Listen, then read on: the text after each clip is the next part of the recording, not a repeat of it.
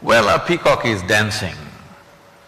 What is the use of it? There is no use, and that's what is beautiful about it. To attract the mate, no? I thought. That's what I do, I'm sorry. No, to your eyes, you shouldn't get… you shouldn't get attracted, it will be…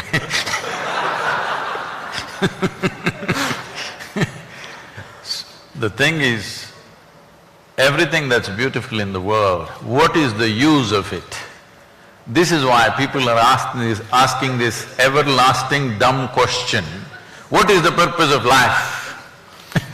So yesterday, I put a tweet out saying, I'm meeting Sadhguruji tomorrow, what should I ask him?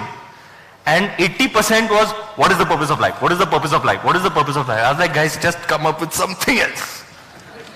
Please. So, when you ask what is the purpose of life, essentially you are asking, what is the use of life? There is no use, even if you are not born, everything would be fine, believe me. Actually, it would be better.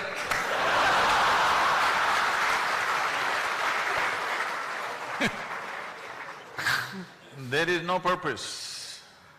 Life is a phenomena beyond this nonsensical, logical calculations about what is the purpose of this, what is the purpose of that, what is the use of this. There is no use. It is just that life is a bigger phenomena than your intellect. Your intellect is just a small part of this life. Unfortunately, you're thinking life is contained in your intellect. No, your intellect is contained in this life process. Just one aspect of it. It's just one dimension of intelligence. There are many other dimensions of intelligence. Today science is telling you what a bug knows you do not know. What a grasshopper knows you do not know, actually, isn't it so? From Bangalore, from here in this Karnataka, there are dragonflies, you've seen the dragonflies.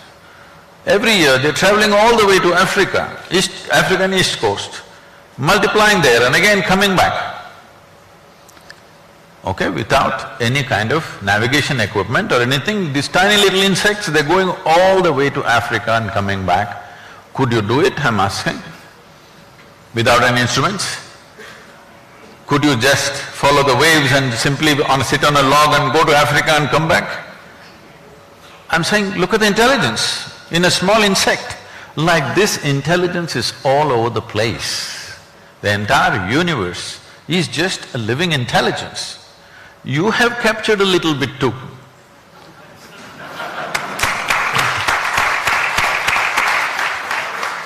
So sir, today we are here essentially to sense the future.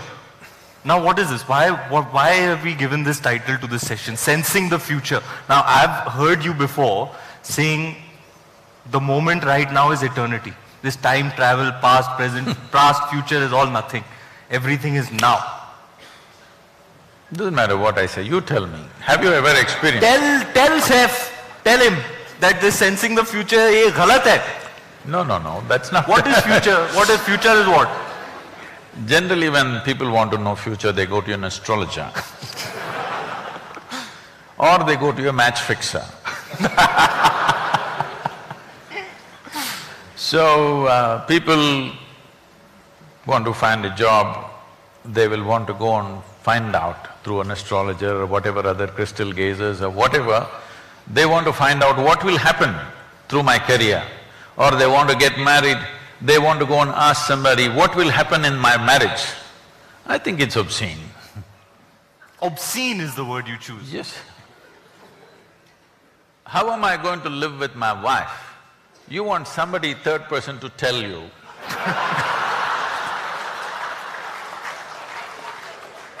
I think it is obscene. I'd have to agree.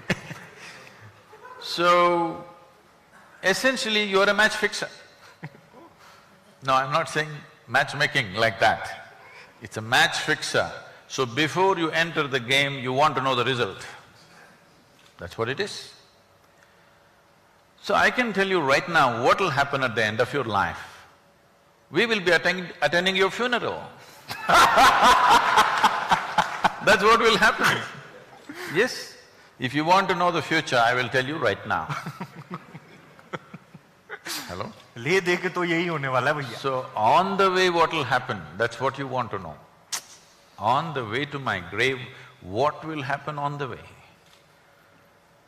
Believe me, if I tell you everything, moment to moment, what will happen in the next whatever number of years you're going to live, you will see in 3 days, you will get so desperate. Somehow you will want to disprove what is said and you may commit suicide just to prove me wrong. Because it'll become so frustrating that everything is written down, what you will do and what you will not do. It will become so frustrating, you will not want to live.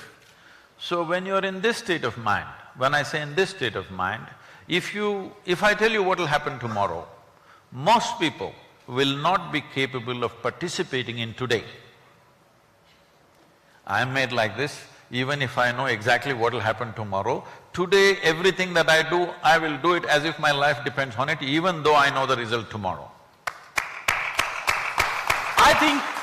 I think everybody should live like that, live in the now, like do what you're doing at that point. Most people, if they come to know what will happen tomorrow, they will not participate today. That means they won't live. So it is best that they do not know what is tomorrow.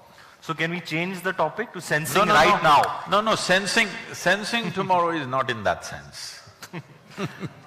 Sensing tomorrow is so that we do the right things today. You have some picture of tomorrow so that you can do the right things today. That's important. If we don't foresee in some way, then we won't know how to do anything in our life.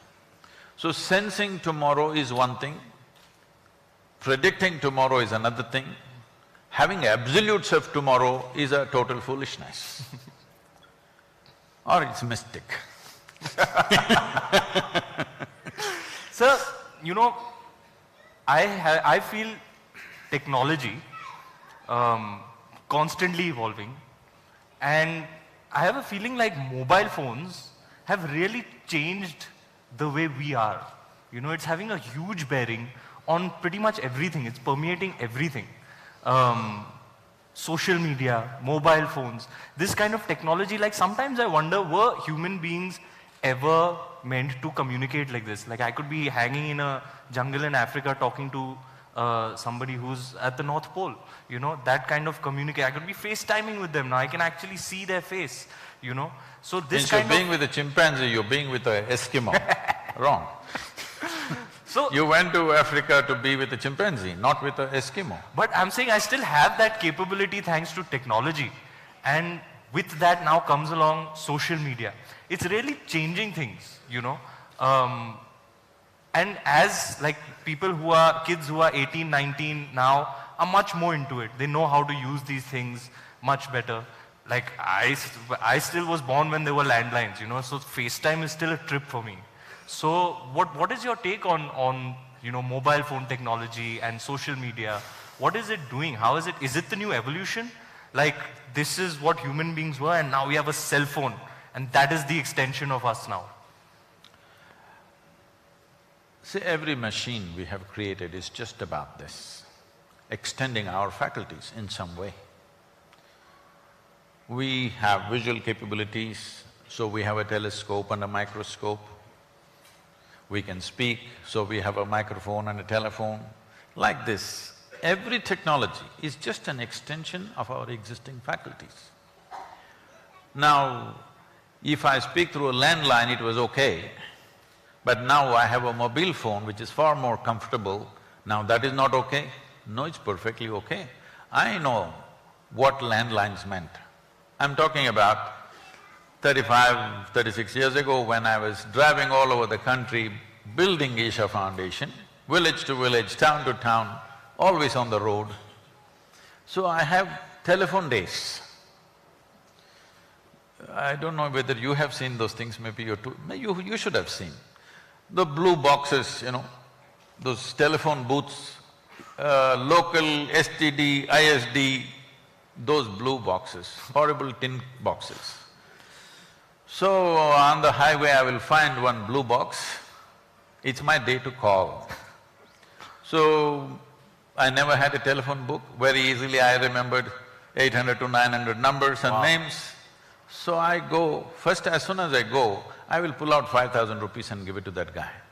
He won't understand why, I said, just keep it. There's a down payment for you.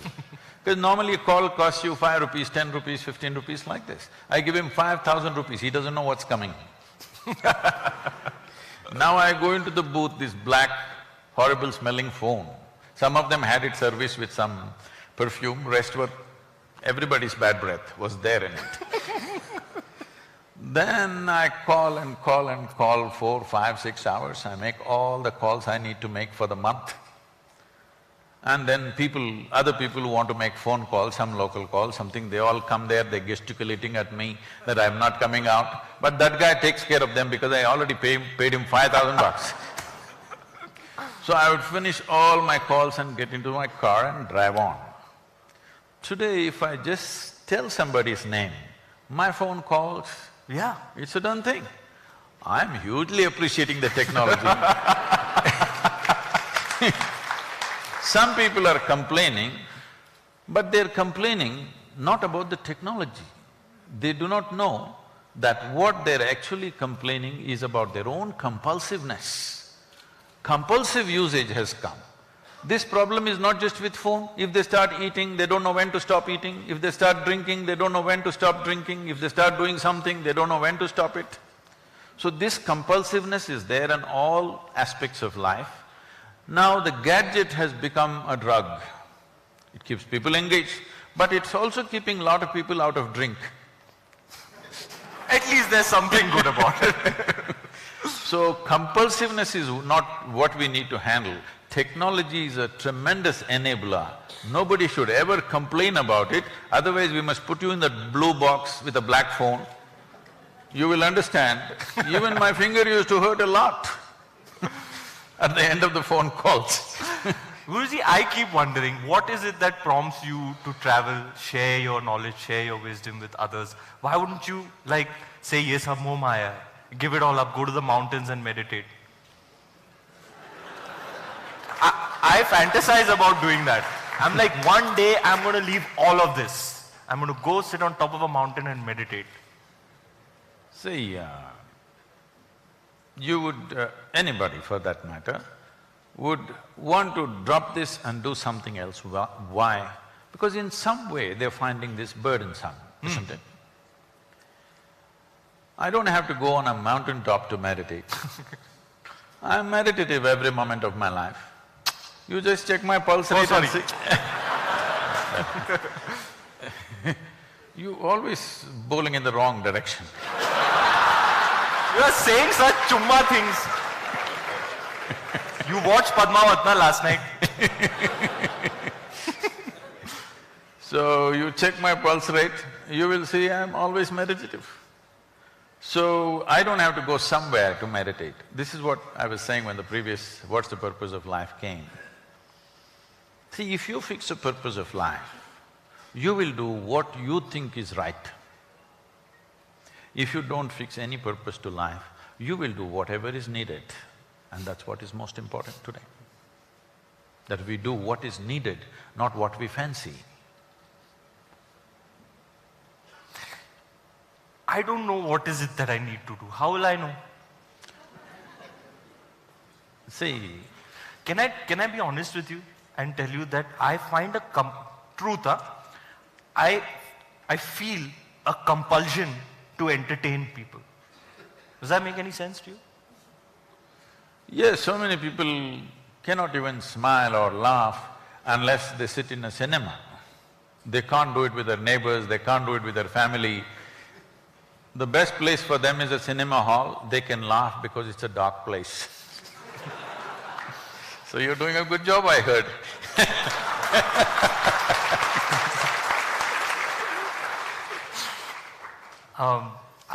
Sometimes I feel like there's nothing better I can do with myself than to entertain people.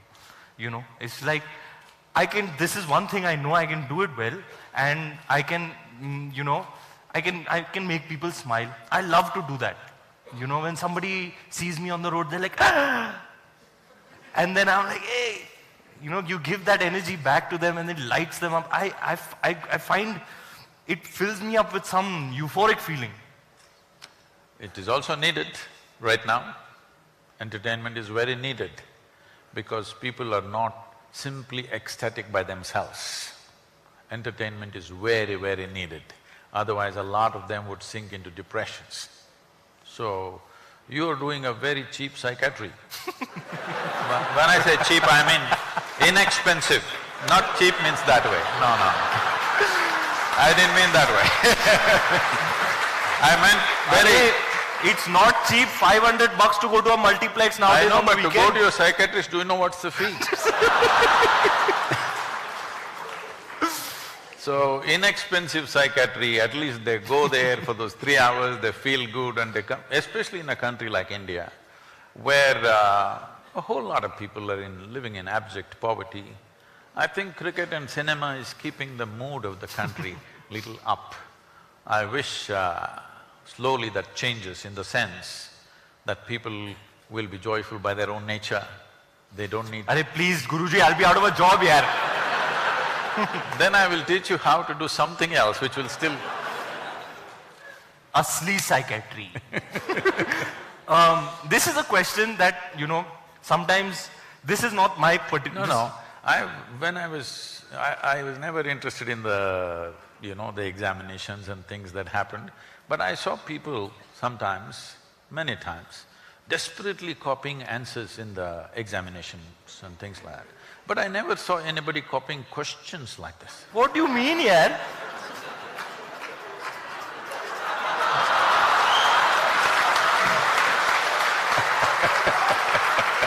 Guruji, this is not fair, huh? So diligently I've done my homework and all, I've come with sheets and all. So this was just so you know, I have not followed any of this. I just made my point so I don't miss any. There's some stuff I really want to ask you. This is an introduction. That's what they did when they were… That's what they did when they were caught copying. They said, no sir, I didn't…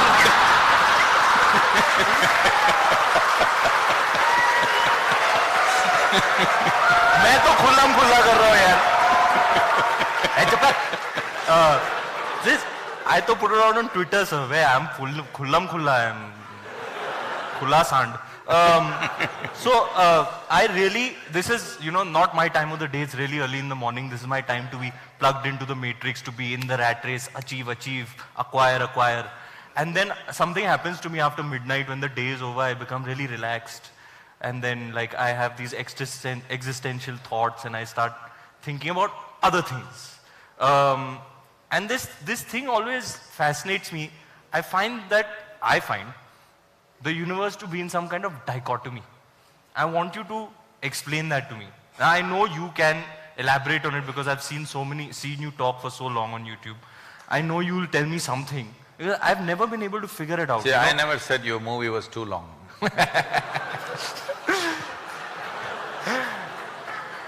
Sir, you'll have to take it up with Mr. Bansali. मैंने तो कहा था.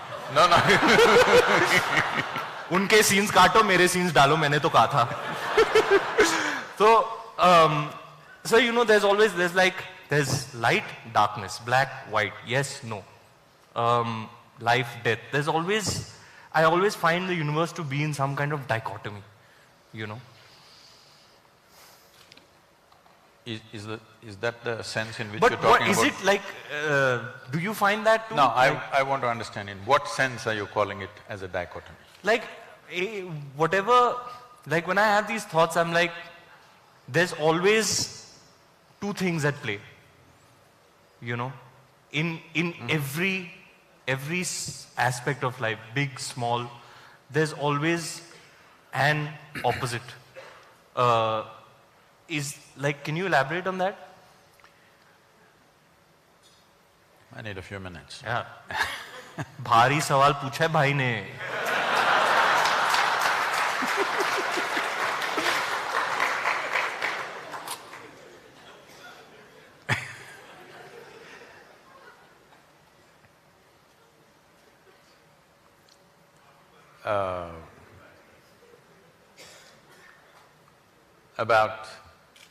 Before coming to the dichotomy, the very way you're characterizing yourself and the question that you're asking itself is a dichotomy. People always thought Charlie Chaplin was very funny.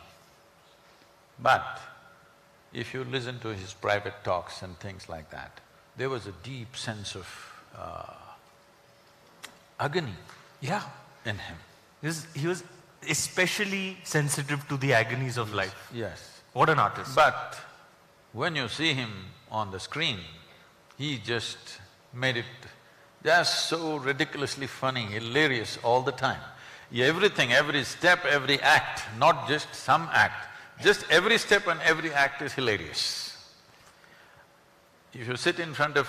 if you sit watching a Charlie Chaplin movie, you don't laugh at a particular thing, you just laugh at everything.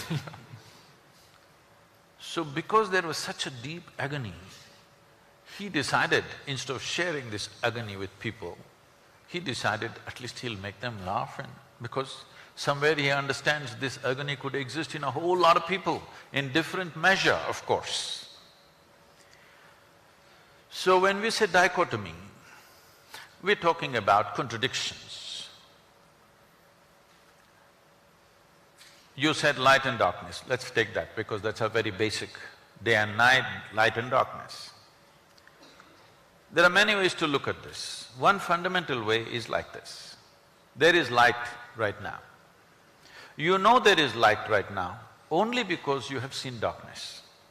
Suppose, let us say, 24 hours of the day, everything from your childhood, everything was lit, you would not know what is light.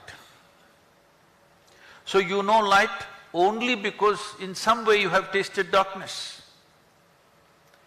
You know what is white only because you've seen the black. You know what is a man only because you've seen a woman.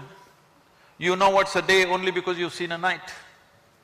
So, what seems to be contradictory on the logical level of your mind, in terms of making of life, they're complementary to each other. They're working with each other but pretending to be opposite to each other. This is why in this culture, everywhere in the world, not just here, in one way or the other they figured this and they made it in so many ways, they called it yin and yang, here we called it Shiva Shakti. And if you see the images of Shiva, one half of him is man, another half of him is woman, physically. Because what is being depicted here is, this is the nature of physical existence. As long as your experience of life is limited to physical. When I say physical, right now everything that you can see has to be physical, isn't it so? Can you see something that's not physical? Can you hear something that's not physical? Can you smell, taste or touch that which is not physical? Or in other words, your entire experience of life is physical, even your thought and emotion is physical. We can measure it today. We can measure your thought and emotion, that means it's physical. So your whole experience of life is limited to the physical dimension of the existence. And the very nature of physicality can only happen with this. Even if you take the basic electric charges, there is a positive and a negative, without that it will not work. If you take an atom, there are positives and negatives. So the very construction of physical nature is between two opposites or two complementary dimensions of life. So when you live here, if you live here with the necessary perception, in a very brief amount of time, one can realize this contradiction or this complementary nature of these two things can go on playing endlessly upon you without taking you anywhere. When you realize that the physical will not get you anywhere, that is when you turn spiritual. It does not mean you rejected the physical. You're still living in the body, you're still living in this world. It is physical, but this is the longing of every human being. It's not just some spiritual person. Every human being is trying to touch something beyond what they are right now. If you know money, you're just thinking more money. If you know power, you're thinking more power. If you know pleasure, you're thinking more pleasure. If you know love, more love. If you know knowledge, more knowledge. Whatever it is, you're always trying to touch something more. If it finds this longing to become something more, if it finds a very basic physical expression, we call this sexuality. All you're trying to do is be something more than what you are. Something that's not you, you're trying to make it a part of yourself. If it finds an emotional expression, we call this love. Once again, emotionally you're trying to make something that is not you as a part of yourself. If it finds a mental expression, it gets labeled as greed, ambition, conquest, or simply shopping. Something that's not you, you're trying to make it yourself. But if it finds a conscious expression, then we call it yoga. Yoga means union. Yoga doesn't mean twisting and turning. Yoga means union. Why do you have to know union? Because that's the nature of the existence. On the surface, it seems contradictory. If you go deep enough, suddenly it is not contradictory. There is a union. What is it that separates you from the rest? Right now, all of you can do this experiment, you also. Take your right hand and touch your left hand. Is that you? I mean… Is that you? It's a part of me. It's not you? It's me. It's you. Touch this seat on which you're sitting. Is that you? Now I'll go very deep, Guruji. I can also do. Go… go as deep as you are. It's not you, obviously. No, yaar, it is me, yaar. Everything is me.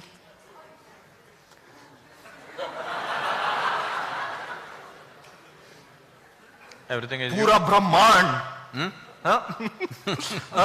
You know, I believe…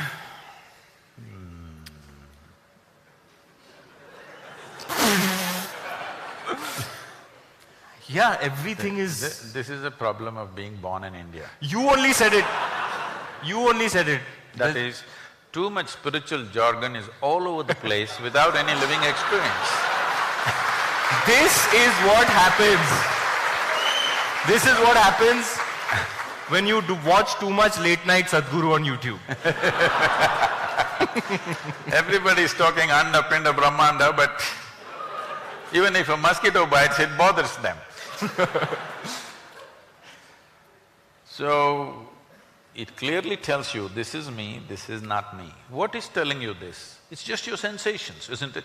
Here if you touch, there is a sensory response. Here if you touch, there is no sensory response. Or in other words, what you're saying is, whatever is within the boundaries of my sensation is me. Whatever is outside the boundaries of my sensation is not me, isn't it so? Isn't it so? There's water in this, nothing else, okay? Because this happened, I had to go for one match, I had to go to Petersburg and come back to Moscow for another match. So at the airport, we had these days they don't give me plastic bottles of water, they always have glass bottles of water. There's a glass bottle and that has the same shape as usually how the vodka bottles are made, you know. And this bottle came in the screening in the airport and the lady said, you can't take it. So the person who was with me pulled out the bottle and said, Sadhguru, would you like to drink? I took it up and I started drinking. I drank half the bottle. That lady's face just went pale. She started telling the other secretary, he's just drinking, he's drinking. Then this person is trying to explain to her, no, it's water, but she doesn't understand a word of English. She's just started almost getting hysterical, he's drinking half a bottle of vodka right here. Then we went close and showed it's printed in Russian, it is water. Then she said, but the bottle was like that. So, the question is this, there is water here, is this you? Hello? No. If you drink it, does it become you? Yes, right now over 70% of your body is water. So what was outside, if you include it into the boundaries of your sensation, it becomes you, isn't it? And this is how you gathered this entire body. The food that you eat and the water that you drink, slowly you gathered into the boundaries of your sensation and now it feels 100% like you.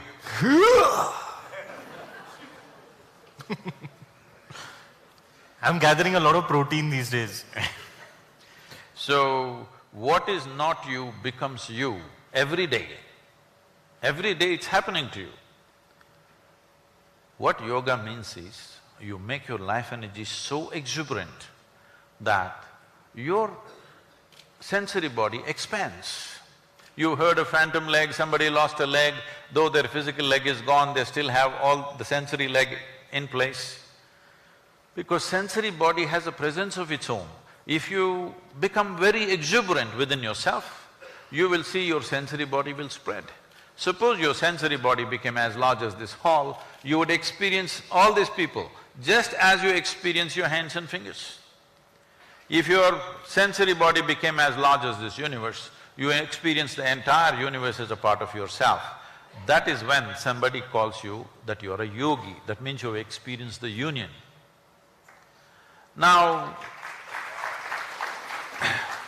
if for one moment, if you experienced all these people, really like how you experience your body, you experienced all these people for just one moment.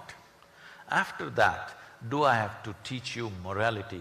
Thou shalt not kill, thou shalt not steal, thou shalt not harm. Do you have to teach them various kinds of morality? What is a part of you? You have no issue with it of any kind, isn't it? This is what essentially spiritual process means. That is, you transcended the limitations of your physical existence. Spirituality does not mean looking up or looking down. Spiritual process means you understood the limitations of physical and extended your experience to something beyond your physical nature. Because what is physical about you is fully accumulated from outside. Even the first 2 cells was given to you by somebody, isn't it? Hello? Even the first 2 cells are not yours, your parents gave it to you, rest of it is just earth. Most people don't get it till you bury them. But if you get it right now, that what you're carrying as my body is just a piece of the planet. What you're carrying as my mind is just what you gathered from the society in which you exist. Beyond this, there is something called life. This must come into your experience. If that comes into your experience, this dichotomy business is gone, because this contradictory nature or complementary nature of opposites is only related to the physical existence. Physical is like the peel of a fruit. The peel of the fruit is there only as a protective layer. But right now we have made a world where people are busy eating the peel. But the problem with the peel is, if it was totally bitter, by now everybody would be enlightened. The problem is there are spots of sweetness in the peel. People are trying to make juice out of that.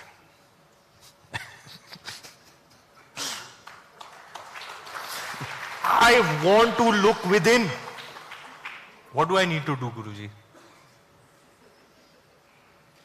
I want to, if I were to say this, make this statement, I want to be at one, at peace with myself. What do you suggest I do? So peace is a very poor aspiration. No. Why I'm saying this is no, this is not to just negate you. Unfortunately, even so-called spiritual leaders are going about saying the ultimate goal of life is to be peaceful.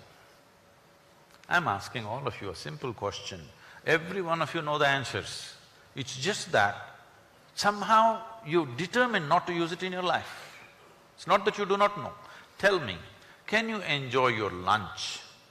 Even if you're not ecstatic, at least you must be peaceful to enjoy your lunch, isn't it so? Hello? A handful of people who live around you, work with you, can you enjoy their presence? Even if you're not blissful, at least you must be peaceful, isn't it? Just to enjoy your walk on the street, you must at least be peaceful, is it so? So I'm asking, is peace a fundamental requirement in your life, or is it the ultimate goal of your life?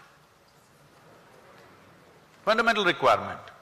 So why is somebody making it as the last thing that'll happen in your life? It must be the first thing that happens to you, isn't it? So, do not ever hold peace as a ultimate aspiration, because peace is a basic requirement. Every creature, if their stomach is full, they sit peacefully, except human beings. Yes or no? You have a dog at home, feed him well, he sits there peacefully, isn't it? What is the human problem? The human problem is just this, they are not able to handle their own intelligence, that's all their problem is. This happened unfortunately about 2.5 months ago. A lady, a television anchor in Andhra Pradesh, jumped off the 5th floor window and killed herself, and she left a note, "Nobody is responsible for my death, my brain is my enemy." She articulated it 100%. In fact, this is the reality with most human beings. It's their brains which is the problem. You remove half their brains, they will all sit peacefully. You must act how they will sit. No, if you remove half their brains, how they will sit? You're the actor, you must show.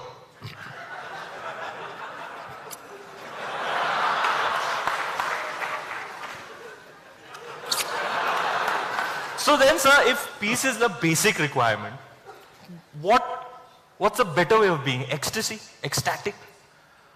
So let's understand this. Peace means a certain stability.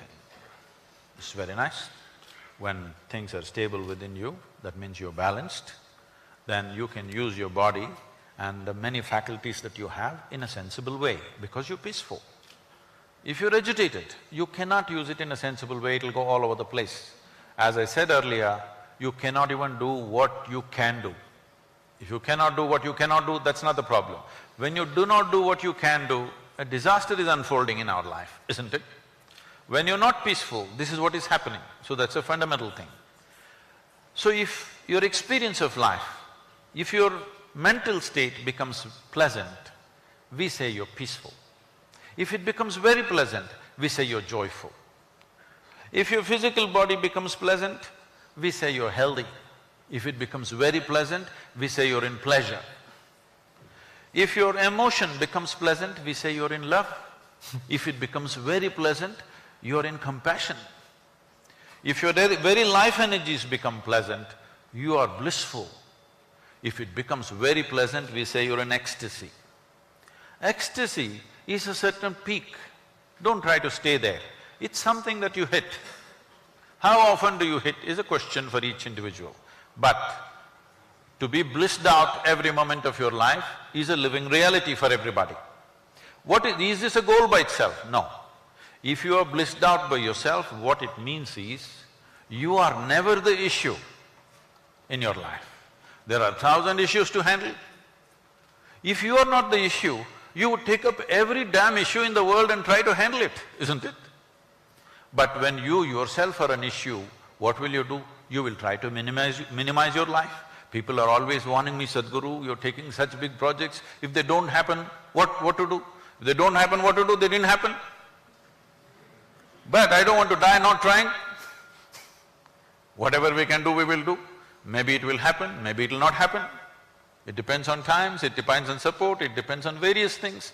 But if you are blissed out, you are never the issue in your life. This one thing everybody must make sure.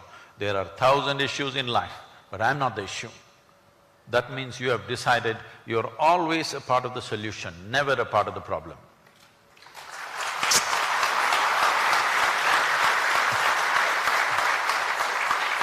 You got it right.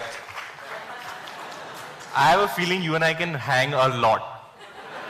We can become bros. I thought we already are. You know, See, my best friend said… both of us are looking up only. Your swag is unmatchable. My best friends did say that when you meet him, your life will change, and I think to a certain degree it has. Thank you, sir.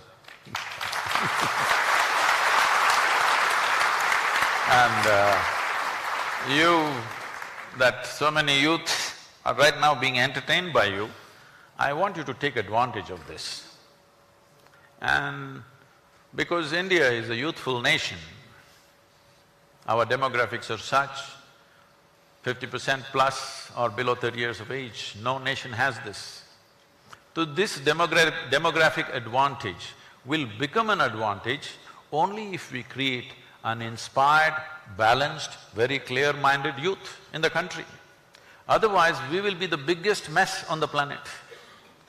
So, I want you to use your popularity and the following of youth that you have to bring this to them.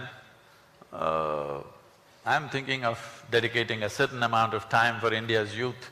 I would like you to be in some way part of that and make it happen. I'd love to. Thank you.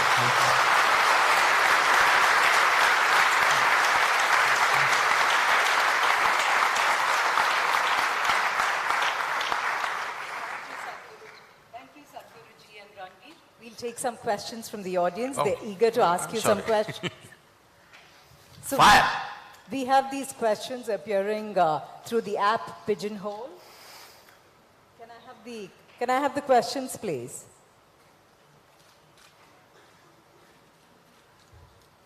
So they ask the questions through the app and then they get voted upon and the questions with the top number of votes get picked. Yeah, I can't see it. Technology issues. मैंने तो पहले से ही बोला था sir fail है. Okay, this question is for both of you. To my knowledge, I haven't seen anybody from our IIM alumni becoming a Guruji or an actor. What is your advice and your thoughts on this? Maybe he has a manager from IIM, I don't know. Could be, sir. Could be. I don't know. To my knowledge, I haven't seen anybody from our IIM alumnus becoming a Guruji or an actor. What is your advice and thoughts on this? Really? No mystics? No performers? No? What do most IIM alumnus become? You'll have to enlighten me. Sorry, what? They become boring. They become boring? Bankers.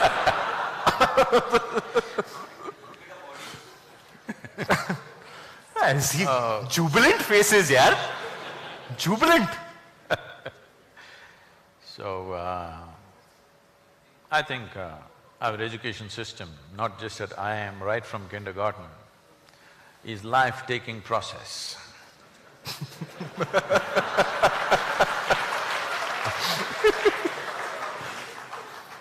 Guruji, why don't you open a school? I would love to send my kids there. You must come and see my school, how we're running our school. Top. Children want to come there before the vacations are over. Beautiful. But one school is not good enough. See, we have made education system into an industrial process of turning out certain kind of products. This is a crime against humanity, if you ask me. Right from my childhood, I never understood why I should go to school. So every day when I'm either cycling to school or walking to school, these questions came up to me, and most of the time I did not reach the school because existential questions engaged me. So, when they missed me for too long, you know what happens. All that drama happened, then again I went back for some time and like that. I love that story, sir. Sitting and staring. I love that story. So, about why education does not produce either mystics or even actors for that matter, because both of them need some versatility, not a set straitjacket. In a straitjacket, nobody ever became a mystic. In a straitjacket, maybe in India, certain type of actors you can become. You can do the same thing in every movie and still you're an actor. No, it's happening. Agreed, yeah, agreed. Yeah. Same movie, same thing every time. I saw only one of yours, so I'm not making judgment on Sir, you. मैं तो versatility मतलब.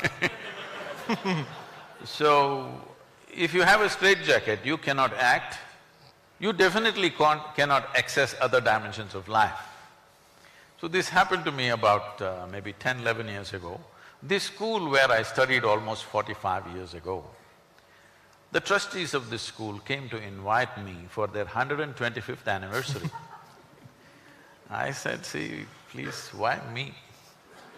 I was not just a not good student, I was not even a student. I can tell you. So… Shall I tell you what they said?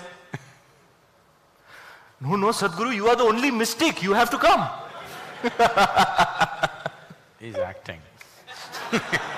Homework, sir. So now that you know the story, we can leave that.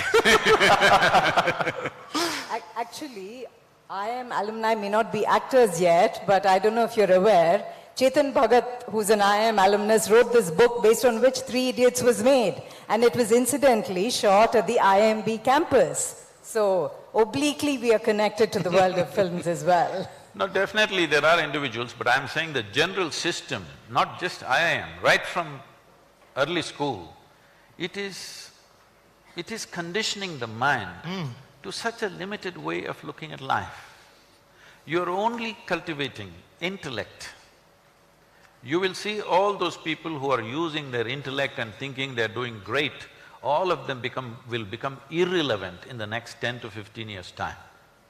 Because everything that you can do by gathering data, analyzing and bullshitting everybody in the world is not going to work. A simple gadget, your phone will do it. Already the Google lady looks much smarter than you, than your professor, isn't it? I just did not understand what were they trying to do in that school. I just couldn't figure, what is it they're trying to do? Just reading a damn book to me? They just have to teach me how to read. It just goes on for 12, 15, 20 years, the same thing. See, there are studies which clearly show 20 years of formal education, 70% of your intelligence is irrevocably destroyed. That means you come out as a knowledgeable idiot. You'll have to undo it. Then people talk about unlearning. Why? It's simply unnecessary. There are other ways to do education. All you have to do for a human being is to develop their body and their brain to the fullest possible extent. Rest they will do. But none of the schools are focused on this. They're only interested in how to cram something in that you don't like so that you can puke on the examination day. So if you change the system, well, places of learning definitely must create mystics and actors also, why not? Yeah. One of our speakers yesterday, Mr. Saul Singer, who's sitting here, actually spoke about this beautiful model of education in the future, which talked about building resilience and building the other qualities which are not taught today in schools. Okay, Ranveer, we have this question. I think you can take a look at it. I'm not quite sure whether you want me to ask you this question or we'll pass and move on to the next question. I think we should pass. Okay, can we have the next question, please? Sadhguru, there is a growing concern that we have become an intolerant society.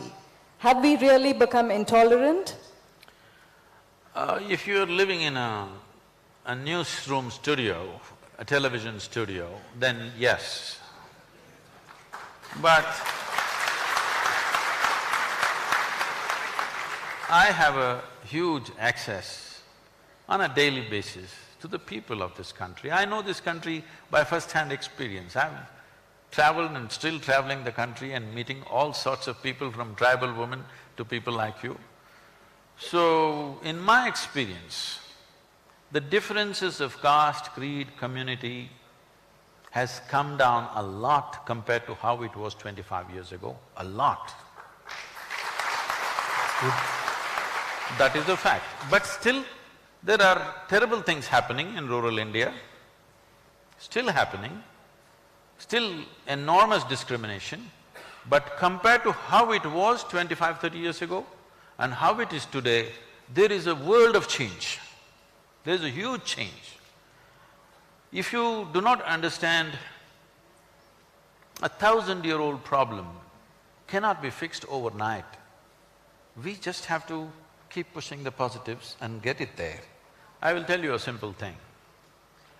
This is almost nearly maybe 36, 37 years ago, when I first was in a village in Tamil Nadu, I decided to do a program. So somebody offered their large home, so about 150 people turned up. We did the first day program, then we served a meal to all of them. Second day, only about 75 people turned up. Then I asked, what happened? They said, those people that we called yesterday, they are all that particular caste, whatever that is, we cannot eat with them. I said, then I cannot teach you all this. I did not teach, I closed and went back. Then when I went home and I thought about it, I said, this is a 1,000-year-old problem. Either you can work towards solution, or you can just be very righteous and leave it right there and walk home. Then I went back again and I said, okay, you guys have problem eating with them, don't eat with them. We'll just do the program. They said, okay. So we did the program. At the end of the program, I just devised simple games and made them all play together. They had no problem playing together because no scripture says you should not play together. So they all played together. That became the Gramotsav movement right now. Over 10 to 15,000 people participate in the finals of the game, where people gather in huge numbers in Tamil Nadu. Over 700 teams from across Tamil Nadu participate in this, men, women, children, all kinds of people participating in these games. These games have taken away the distinctions, because whoever plays well, that guy becomes the champion. It doesn't matter what caste or creed he belongs to. So you can see this, that this happened in United States. You hate the blacks, but you cannot help having Magic Johnson's poster in your bedroom. You can't just help it, because he's magic. So the same thing we did in a smaller scale in rural Tamil Nadu. Why I'm saying this is, this intolerance just going on, this about, many unfortunate sexual assaults and stuff happening, it's not happening new. Believe me, I've been in the villages and towns, lynchings, these things have always been happening, just not been reported, that's all. Why does this happen? You need to understand, we are not a state or a country which is ruled by law. It's only society manages its own law. Because there is not enough policemen, there's not enough infrastructure. In United States, the average time in which a police car arrives is 3 minutes and 20 seconds on an average. A policeman arrives fully armed. You think he's got only handgun. No, when he opens his boot, he's got a rifle, a high-powered rifle, he's got a shotgun, and sometimes some of them also have like a small Sten gun. 3 to 4 weapons he has, and 2 of them come, they could handle a crowd of 50 or 100 people. Here a policeman comes with nothing in his hands, no even lathi he doesn't carry, he comes on a bicycle. You don't expect him to handle a frenzied mob. Why is the mob frenzied? I have actually witnessed 2 lynchings myself. What? Yes. If you live in the villages of this country for 20 to 30 years, minimum 1 or 2 lynchings you will definitely witness. I was in my farm, where it's a very remote village. One day I just ride into this village and I see a big crowd. I park my motorcycle and I just go and see, they're just beating a human being like I've never imagined possible. Then I try to get in and try to stop them. They push me aside and they go ahead, and the guy dies there on the street and they bury him right there outside the village. Then the sub-inspector of the local, not in that town, somewhere else close by, the police station is some 10-15 kilometers away, he was a friend of mine, he was my batchmate. So I went there and I told him, what is happening? You need to do something about this. He said, I know about it, you don't get into this affair. Somewhere they're building some small dam and somebody starts a rumor all over the place that they're taking children and sacrificing for this dam. In every village this is happening. Any strange-looking guy enters that village, it's finished. They're going to steal their children. So now it is found technological support, the rumors are spreading much faster. But even before it was happening, unfortunately, this is because there is no law enforcement. This is the way mob enforces law, unfortunately. We need to change this means. It needs education, it needs evolution of the society, and it needs enforcement. We are not capable of enforcing law for 1.3 or 4 billion people with the number of policemen that we have. It is always the society which decides how to enforce the law.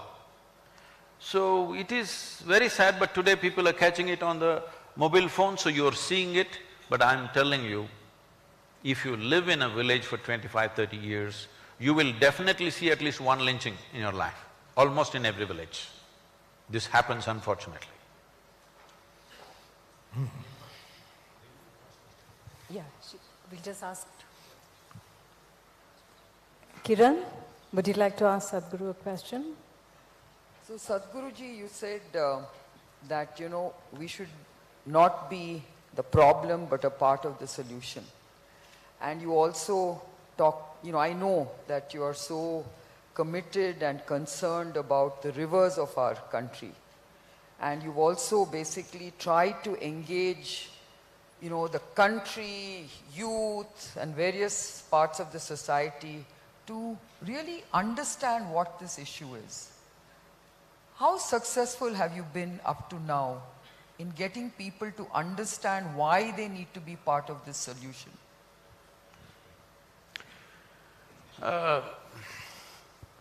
That last part of the question I like, because making people understand is the biggest problem.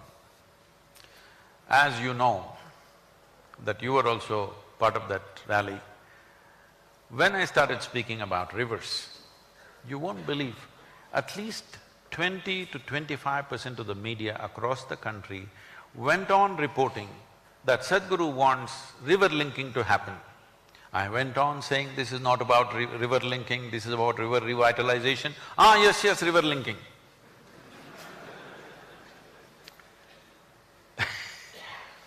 I'm saying professional reporters reporting like this all over the place. Some, I think by intent to mislead the public. Some, it's fixed in their head, rivers means linking. Because so many people have spoken about linking, they think it's about linking. This is a fundamental thing we need to understand. Our rivers in this country are largely rain-fed or forest-fed rivers. Only 4% of our river water is glacier-fed. We are always trying to do what Europe does or America does. Most of our modules we've picked up in the form of dams, in the form of canals.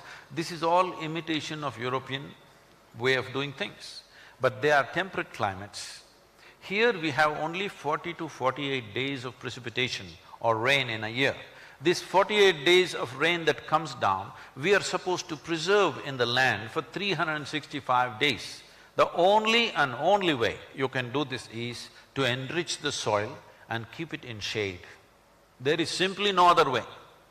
There is no great technology involved in this. It needs a forest. The land should be full of humus and there should be shade. Only then rivers will flow. There, for example in Europe, the precipitation is anywhere between 180 to 190 days in a year. And their precipitation is not in the form of rain, it is in the form of snow. If 1 foot of snow falls, it will take another 15, 20, 30 days sometimes to melt and slowly drip in. If you count that also as precipitation, those number of days where it's dripping in, then the precipitation goes up to 230 to 240 days. So 240 days of precipitation, 45 days of precipitation. Can you address these two problems the same way? Then immediately people will jump and say, Israel is doing a great job. Please understand, Israel is transforming desert into a fertile land. We are transforming a very fertile land into a desert. These are two different things.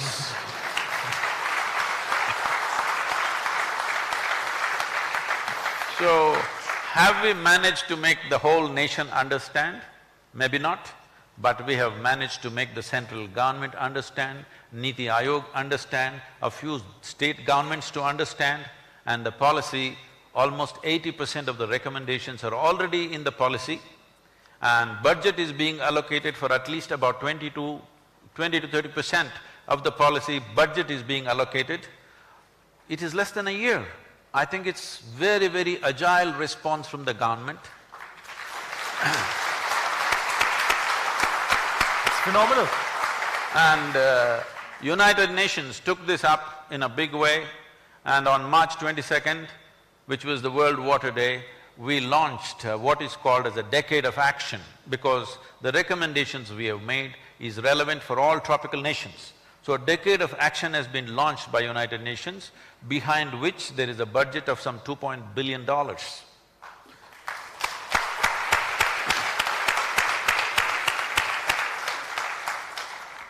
So where people should understand, they have understood, rest of the population also should understand, it's very important. But this rally for rivers, all of you should understand, was driven mainly to make policy changes. First thing they will ask is, okay, where shall we plant trees? I said, no, you don't plant trees. What should we do? What should you do? There are three things you should do. You must give a missed call, you must make your friend give a missed call, and make his friend give a missed call, and that's all you do. Missed call, will it bring up a river? No, this is a democratic society. Here, unless there are numbers, nothing will change. You need numbers. And because we got 162 million people supporting the Rally for Rivers, which is the largest movement ever on the planet. Because of that overwhelming support from all the people in the country, we gave the policy document to the Prime Minister at 6:15 or 6:20 in the evening. Next day morning, by about 11 o'clock, we get a call from the PMO saying, Prime Minister has formed a special cell and they want a soft copy of the policy. I thought, that's fantastic. That's never happened in this country before.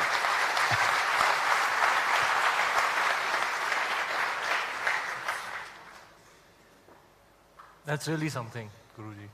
That's awesome. It's those Round of hands. applause, ladies.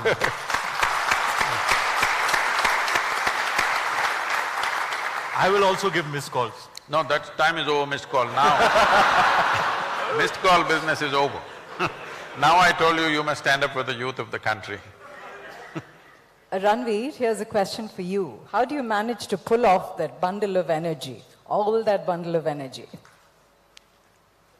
I don't know. Everybody asks me this, Guruji, how are you so energetic? And I really don't have an answer. I think I'm really excited about life, you know. I'm really like enthusiastic. I want to do many things, have many experiences. I have a zeal for life, a lust for life. I love it. I love people. I'm hungry for experiences. And I don't know. Everybody asks me this question all the time. What is the secret of your high energy? And I really don't know what to say. You must just tell them you're still young.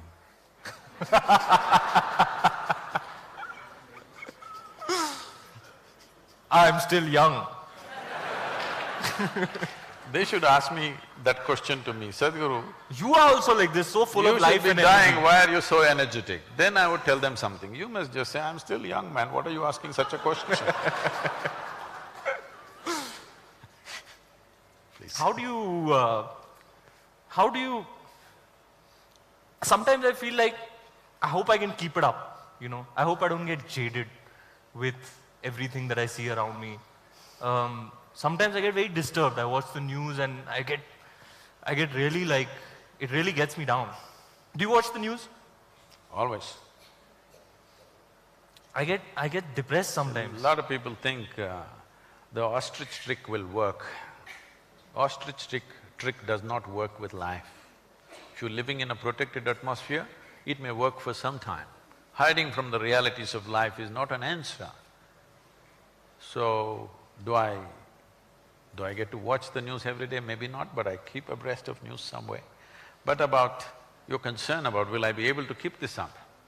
Well, it's very much possible for every human being if they just do a few things right with how they sit, how they stand, how they breathe, how they eat.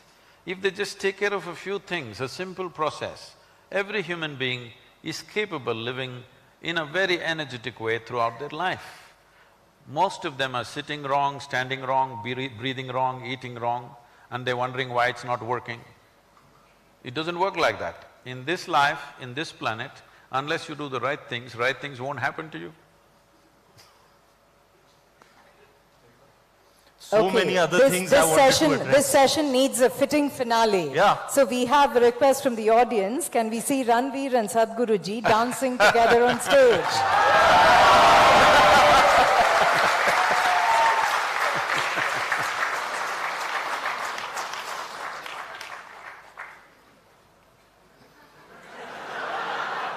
To music that will be chosen by the organizing team. No, they didn't come to see me dancing. This is somebody who is not here. And anyway, this questioner cannot see, right? He's not here. Here. Oh, they're here. Let's organize a party in the evening. Few minutes? Sir, मैं कितने करोड़ लेता हूँ few minutes के? Let the managers negotiate and then we will see. Sir, I am ever ready. You know me. So can we have the music, please? எல்லாரும் சொல்லுங்க பார்க்கலாம். அலே அலே அலே அலே அலே அலே அலே.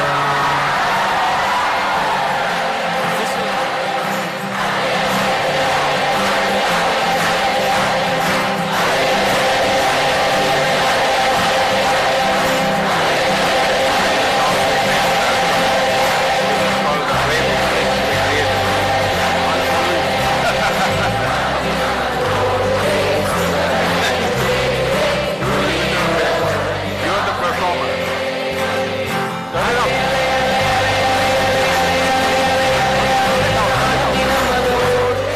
On one condition. I mean, you're getting Guruji to dance, which means everybody in here has to get up and do the same step. Come on.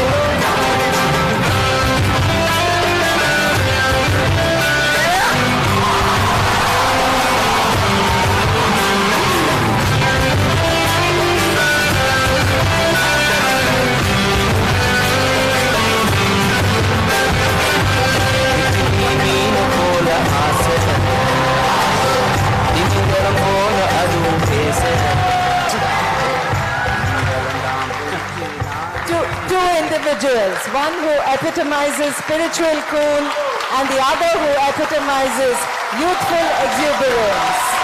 Sadhguruji and Ranveer Singh. Both equally charismatic.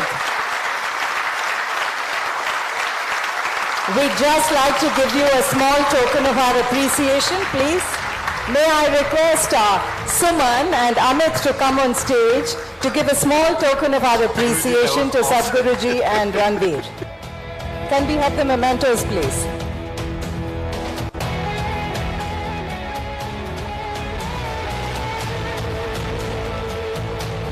Sadhguruji.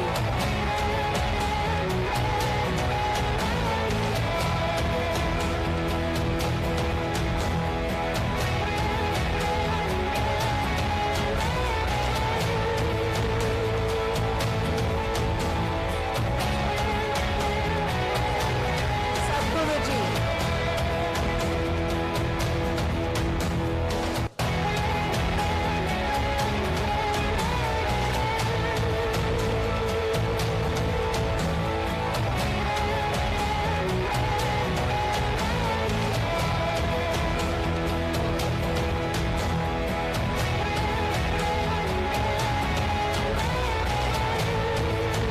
We have a special memento which will be unrolling for you.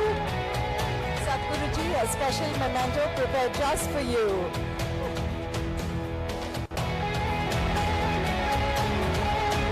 Can we show it to the audience, please?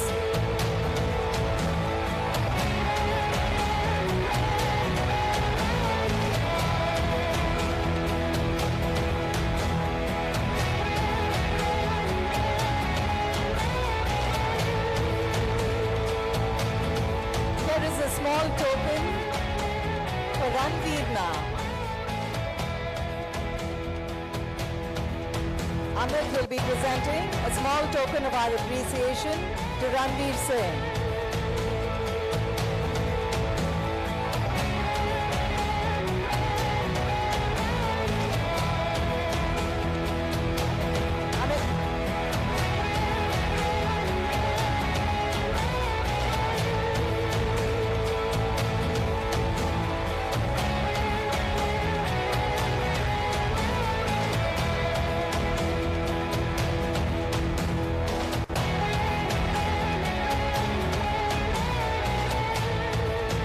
Thank you, Sadhguruji. Thank you, Ranveer, for a cracker of a session.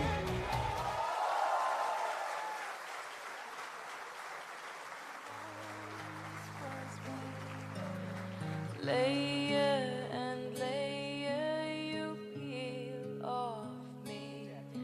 The pain it is, but the joy it brings. So thank you for showing me what I'm not, for showing me what I could be. Thank you endlessly. Can everyone remain seated, please? Thank you.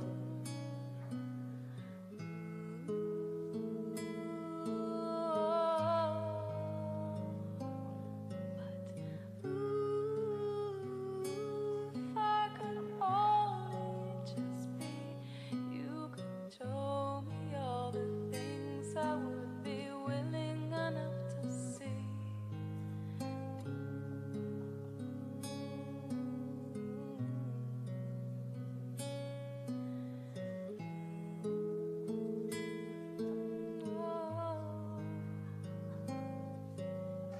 Are the only thing that is taken away. Thank you once again, and thank you all for being a very appreciative and engaged audience. We'll be taking a short break for coffee, tea now, and we'll assemble back here in about 10-15 minutes. And nothing else would do. You saved me, yes, you We'll be taking a short break now for about 10-15 minutes for coffee and tea. Please come back here in about 15 minutes for the next session. shedding the